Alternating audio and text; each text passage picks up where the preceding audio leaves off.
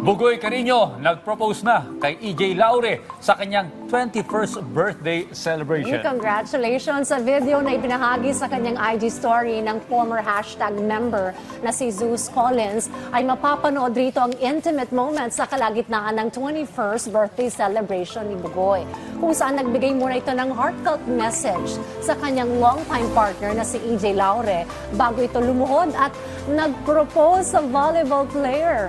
Maririnig sa video ang sinabi ni Bugoy na quote-unquote, itong babaeng to mamahalin ko hanggang dulo, kaya maraming salamat sa pagpunta nyo. EJ Energy Cruz Laure, mahal na mahal kita, will you marry me? Ilang segundo pa ang lumipas at ibinigay naman ni EJ ang matamis nitong oo. A few days ago sa MediaCon pa lamang ng upcoming movie nito na Huling Sayaw ay ipinahayag na nito ang plano na magpakasal. Matatandang naging kontrobersyal ang relasyon ni Bugoy at EJ dahil sa kanilang age gap. 16 lamang si Bugoy noon nang mabuntis ito ang 21-year-old na si EJ.